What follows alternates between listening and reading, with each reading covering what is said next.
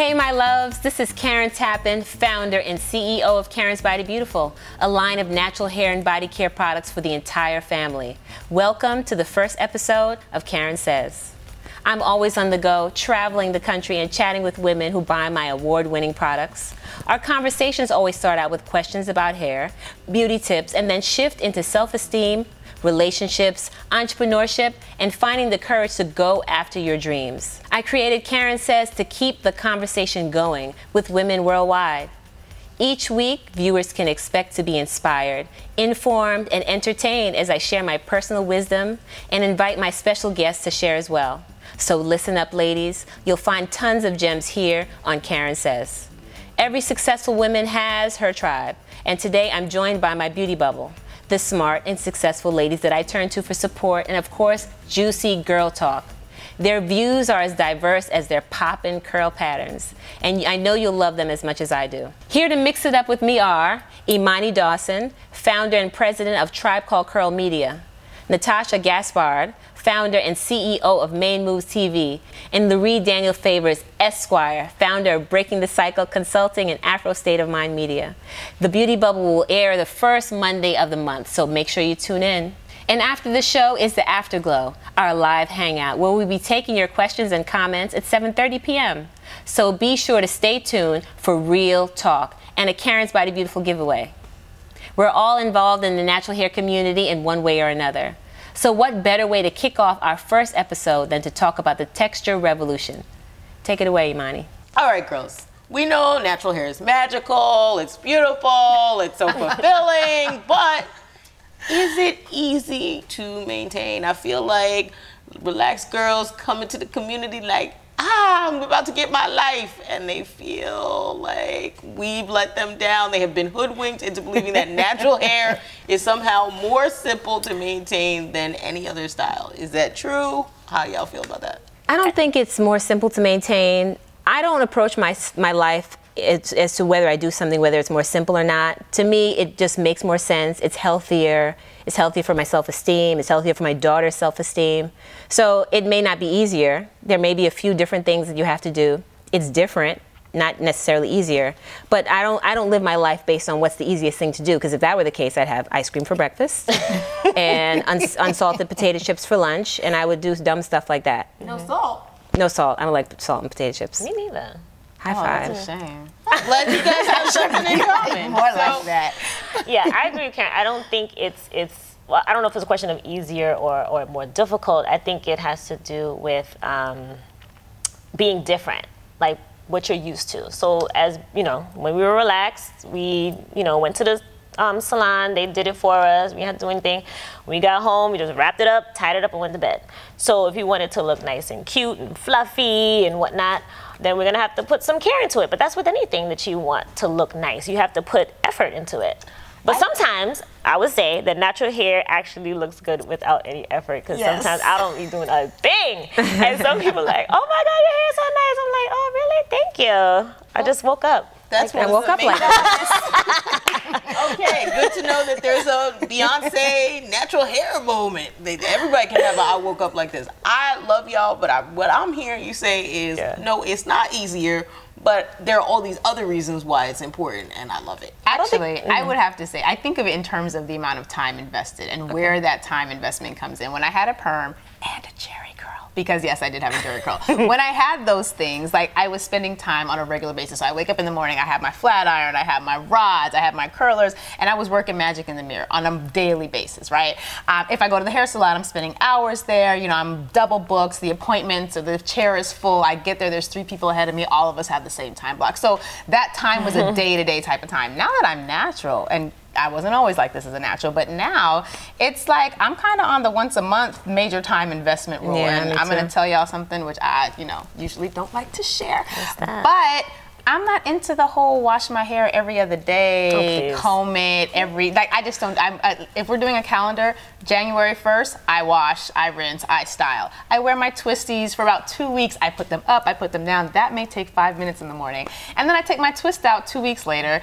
I wear it out, it gets bigger, and quite frankly, I don't know if it's my, I don't even know if I can say this on TV, but I feel like the longer I go from the time I washed, the better it looks. I agree. The bigger, the fuller, and so like, We're talking one major time investment, the washing, the comb out, that maybe 3-4 hours. If that's on a Saturday afternoon, I'm kind of rocking with that style until at least 3 weeks later.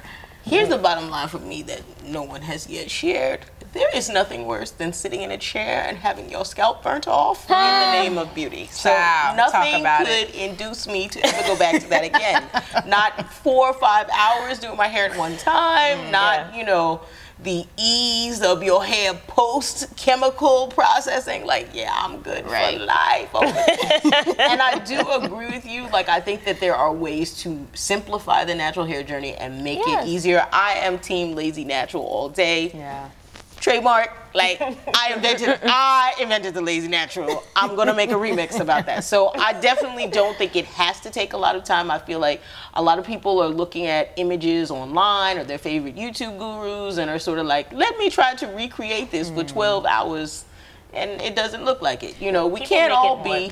Right, I think it's like other things. It's the psychology of what you're bringing to the situation. So it's like women who think that I must go to work with this relaxer or this wig or else I will not get the job, and they approach the situation with that mindset. Well, then, yeah, it's going to be a problem because every little thing is going to be a problem. Is your hair natural? Is it not natural?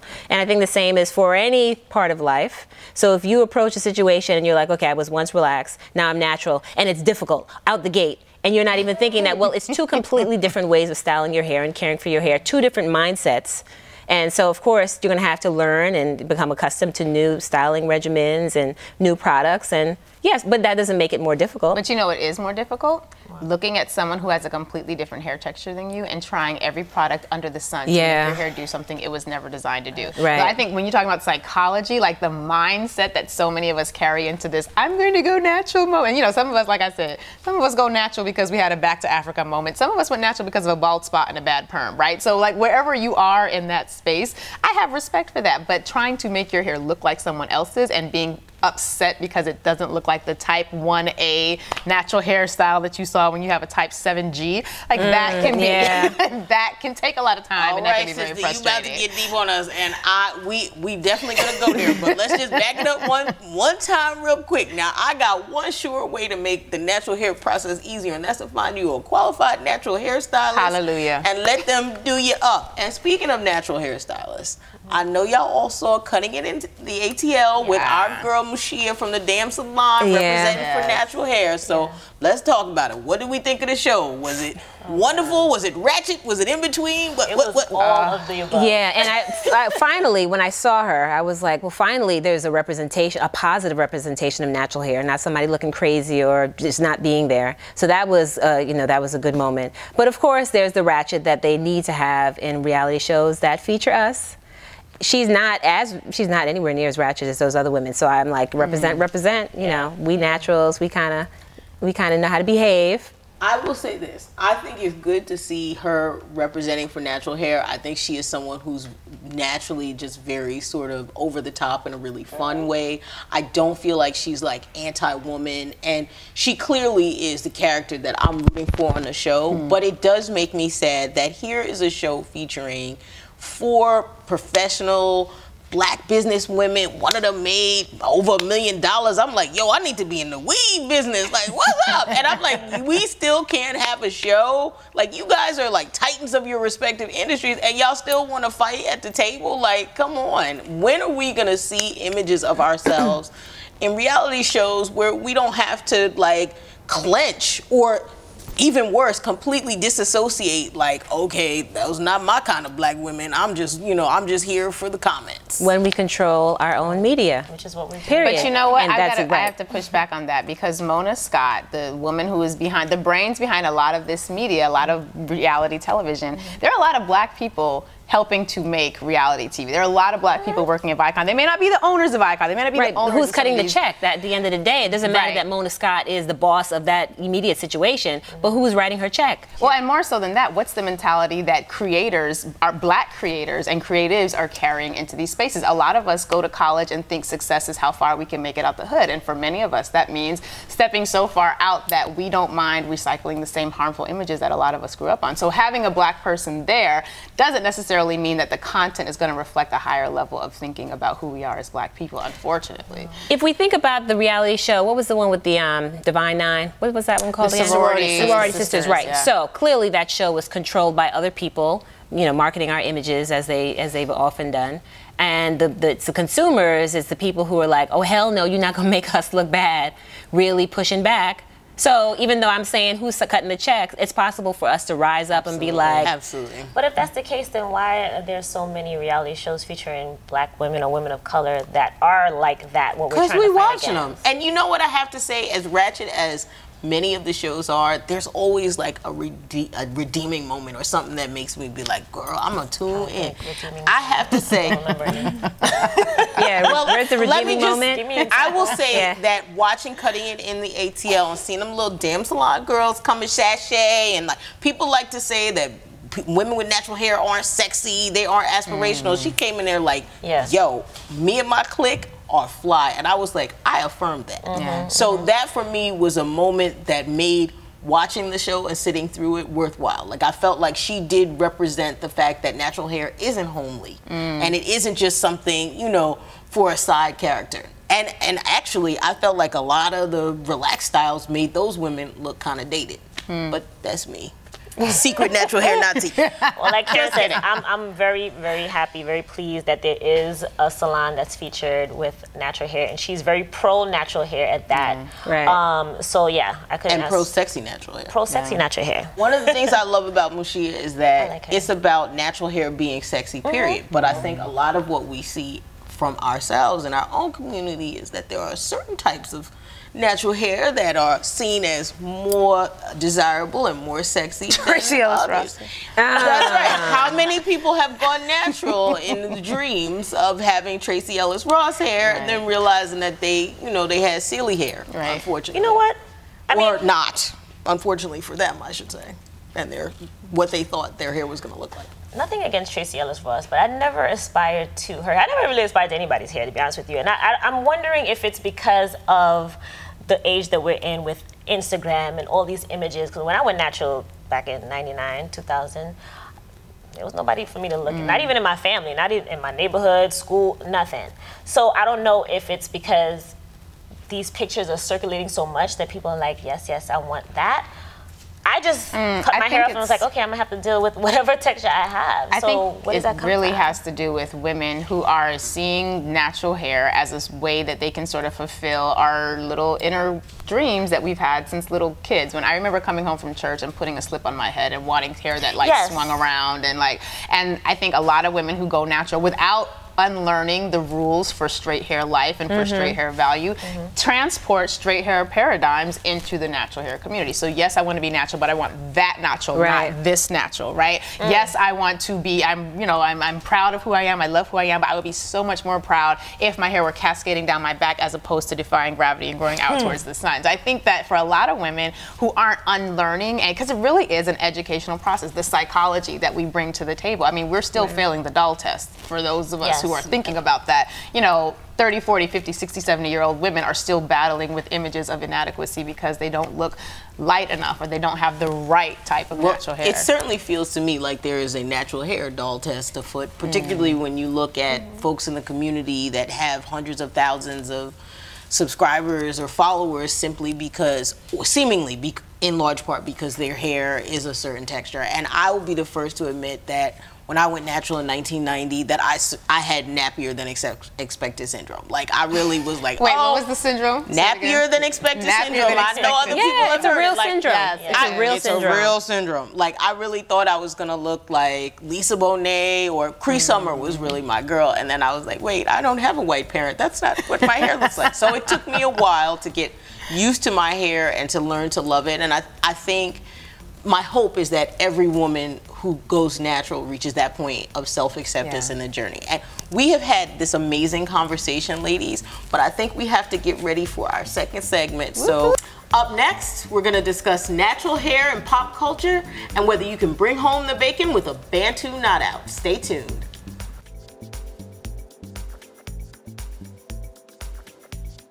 Are you natural, transitioning, or relaxed and want healthy, more manageable hair? Try my line of nourishing natural products for your whole family.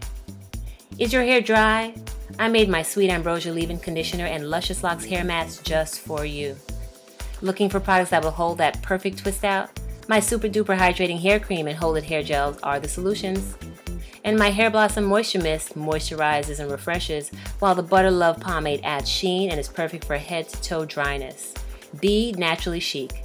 Karen's Body Beautiful products are available at these fabulous stores and karensbodybeautiful.com. Lurie Daniel-Favors, attorney, speaker, author, and creator of the Afro State of Mind project, challenging the way we think about hair, skin color, race, and ourselves. Afro State of Mind, it's more than just hair. Visit afrostateofmind.com today.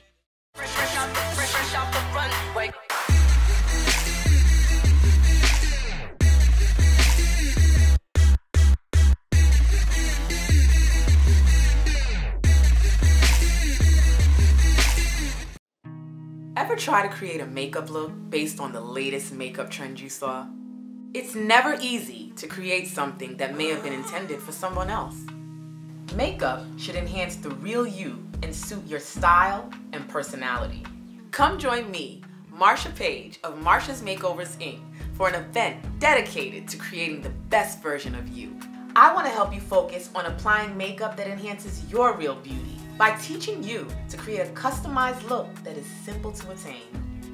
You have the beauty, you have the power. Now I want to help you gain the confidence to create a makeup look to suit who you really are. We hope you enjoyed the first half of the show and that you're ready to dish right along with us until the end, especially online. Make sure you enter to win a Karen's Body Beautiful Luxe Box during the Q&A session coming up during the Afterglow, our live post show. So here are the rules. Tweet Watch Karen Says Mondays at 7 p.m. and use the hashtag Karen Says Talk Show. The winner will be chosen at random. Imani? By many estimates, there are millions of us. And by us, I mean black and brown girls around the world rocking natural hair. But with few noticeable exceptions, it seems like we're completely invisible in the media. So I want to know, why isn't Team Natural getting more shine in pop culture? I think, first of all, pop culture is controlled by a small number of people, and they don't look like us. So let's start right there. I knew you were going to start with the man. But that's what it's all about. People united will never be defeated. I'm just kidding. I completely agree with you. I do know that the power of media traditionally has been in the hands of a few. But I feel like there are all these black content creators coming out, and it's probably more diverse than it's ever been. And it's not like we see people like Tyler Perry or even, other filmmakers reflecting that natural hair, the fact that natural hair is ubiquitous now in our community. So we can't place all of the blame on the man. I think we have to question, is natural hair really ubiquitous, right? Like, we're in New York City for the most part, even though when we travel, a lot of us travel to natural hair events. But a lot of times when you're out in communities where there's not a natural hair center, like we're in the Afro capital of the world in Brooklyn, when you're in Cleveland, when you're in Midwest Black America, you're not seeing as many fros, as many black women walking down the street any day of the week with twist outs one day, bantu knots the next, and a fly, whatever it may be. So I think that natural hair, one, isn't quite as all over the place as you may think it is, as we may think it is, especially when we're sucked into YouTube and we're seeing ourselves sort of reflected. We're seeking out reflection of that media for ourselves. So that's the first thing. But then I think, truthfully, the only reason, the large part of the reason that naturals aren't getting more play is the same reason that only a certain type of black woman is getting play in the media. If you've got lighter skin, if you've got longer hair, you're going to get more promotion writ large. Okay, wait, before you go there, Madam Attorney, I just would like to present to you, you are the and in the defense, I would like to say that you can walk into any Walmart where there is a black population and find a tub of relaxer for $2.99. Yes. So while everybody might not be wearing a blowout with an undercut underneath and a purple streak in the middle, natural hair has permeated, I believe, even to the centers. Like, you can look at all the community and activity going on around the country and around the world. Like, there was just a natural hair expo in Nigeria. So I think it is I still feel like the media is kind of out of step with the natural hair community and reflecting the evolution going on for Black Well, women. we can't look to other people to, you know, show us reflections of ourselves. That doesn't even make any. That doesn't make any sense. The notion of that doesn't make any sense. Why would other people say, you know what, we got to give these people some shine. We got to make sure they are fairly represented. Oh, and they have a natural hair revolution. We got to make sure we get some of them kinky curly hair chicks up in there. I'm thinking that producers, directors, whatever, whoever's in charge of putting that media out there would want to have the audience connect with the characters that are on the screen, right? But going back to the original question, I think the reason why we don't have that much natural hair in the media is because we are not demanding that the natural hair is in the media. Why is it that actresses, Black actresses, I mean, you could probably count on one hand, actresses that actually wear their natural hair on screen, I mean, off screen, that's a whole nother thing with like Viola Davis or I'm thinking whoever else. I don't even know right now. Jill Scott is somebody who rocks natural hair. Jill Scott. She said who? Jill Scott's not wearing her hair natural right now. She had a big Afro wig on. I mean, she's somebody who's traditionally been like a natural hair icon, and she's evolving her image, but I definitely still count her in the Team Natural camp. But I don't think most Black women, period, are wearing their hair natural in the professional world. A lot of us are natural under a weave. We're natural under something else. And I think the media is going to reflect partly, yes, the demand, but also what we see. A lot of women who are natural, be they celebrities or be they not, are not comfortable yet embracing the fullness of their natural hair. And I know we're going to talk about natural hair in the workplace. Well, actually, I was going to say, Lurie, that is a great segue. I think we probably have to agree to disagree on this because I see natural hair everywhere. I do too. So I don't know that I my think that students it's not. No, and I traveled so much last year. I was in Europe, I was in Montreal, Toronto. I visited about 30 states, and we are in small pockets. If you go to a natural hair event, everyone's natural. Everyone's thinking about going natural. Everyone's talking about going natural. But if you wander around the city and meander, no one's natural. I would argue that there is a larger critical mass of people that are going natural. There is enough for certainly like in advertisements where they're directly selling to us. I have seen a transition and I see naturals everywhere. I'm talking about more traditional forms of media, whether it's the news or narrative. But we really do need to move on. And you touched on an interesting issue about natural hair and professionalism. Now, some actresses might feel like, you know, at their jobs, they can't wear their hair natural, but what about the rest of us? You know, I think that a lot of people still feel, despite the fact that, you know, whether there are a few of us or a lot of us, there's still enough of us that are natural so that there would be, people are seeing natural hair in the workplace. And some folks are experiencing backlash. So what do you think? Have we reached a point where you could rock an afro to work and you don't work for yourself? No. I think you can. I mean, I personally think that it's in our heads. The fact that we think that we cannot wear our natural hair at work. Says I mean, the entrepreneur and the actually big time producer in the creative field. Well, okay, that's now. But before, I did work at Chase. I was interacting with customers, and actually for the interview, I wore my hair in the biggest puff.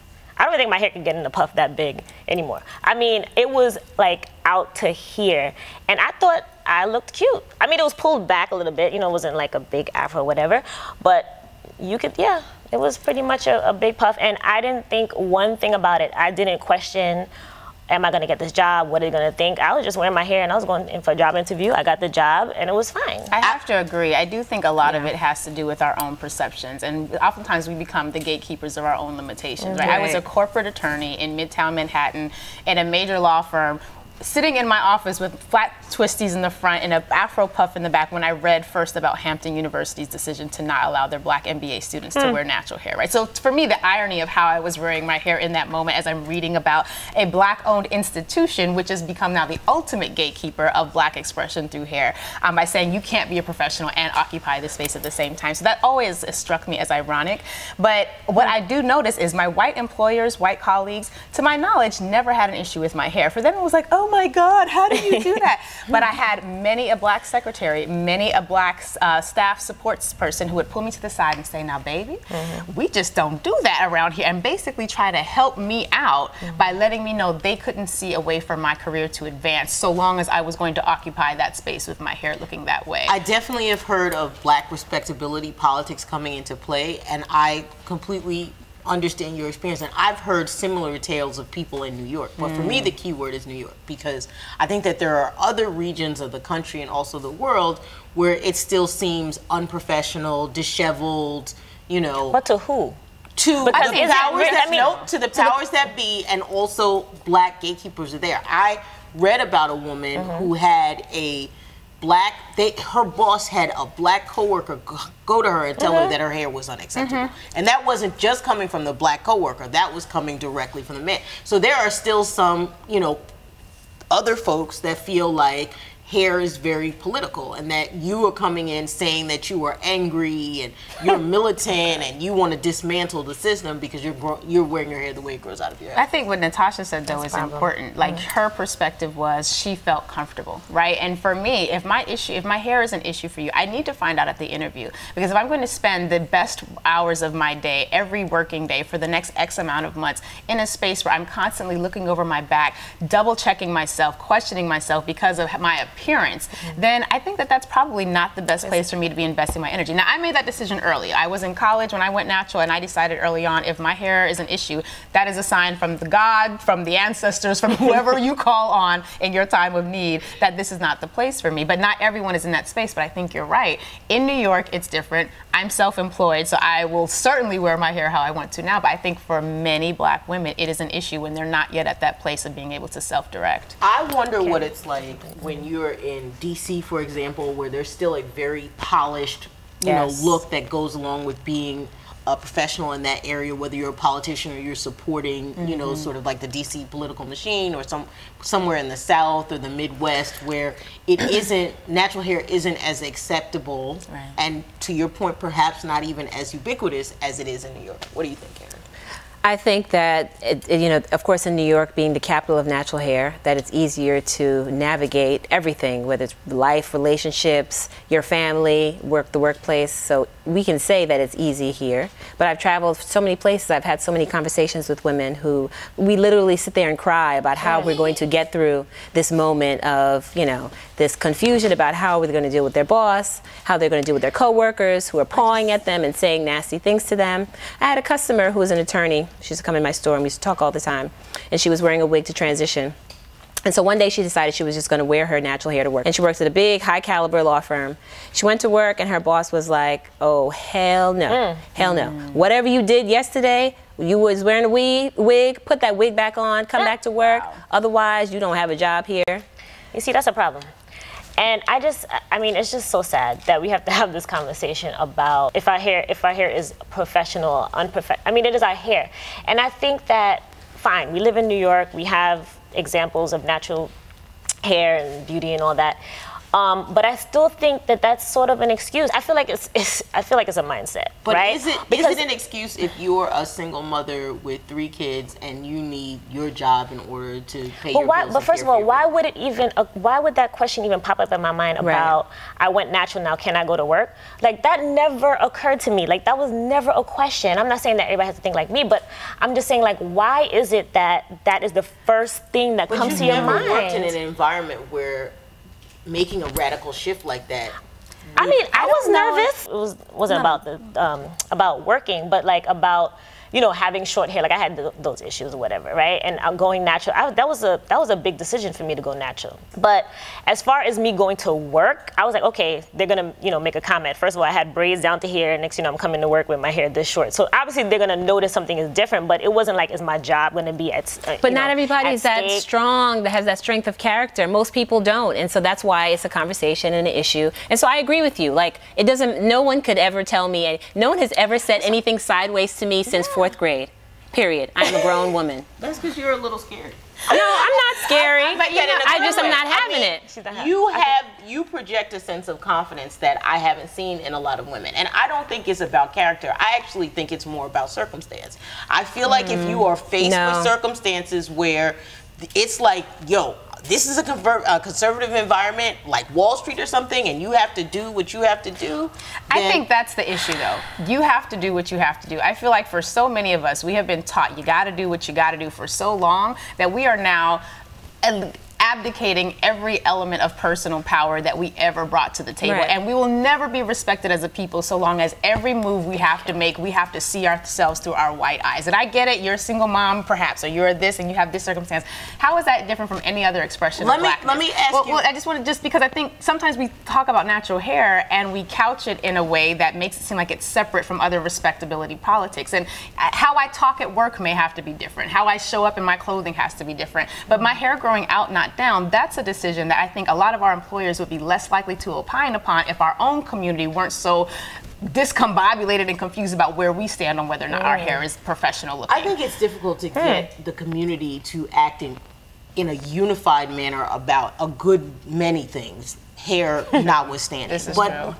Let me ask you this question. If it meant the difference between, like the way you wear your hair meant the difference between whether you could feed your children or not, would you, I'm not saying you'd relax it, would you hide it? Would you conform to a workplace? See, but I I think the question comes before that. I think some of us were saying is that you go into the workplace assuming that this is going to be a problem. I'm saying most of the time it's what we bring to the table that we have now colored the perception that we think that people are going to have of us. And you're saying something different, that what if your job depends on it? Well, Right. So clearly we all have very strong opinions on this issue, and once again we're agreeing to disagree.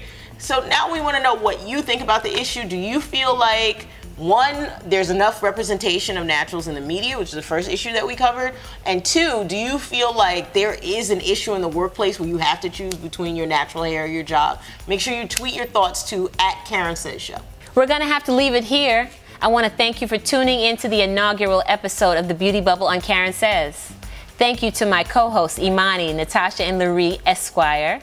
If there's a story, idea, or issue that you think we need to cover on the Karen Says Talk Show, please send us an email, info@karensbodybeautiful.com. Don't forget to stay tuned for the second part of the discussion, where we get to hear from you. For the next half hour, we're taking your questions live. So call in at 800-628-2210 to weigh in or to share your experiences or just to chat with us about anything. See you soon.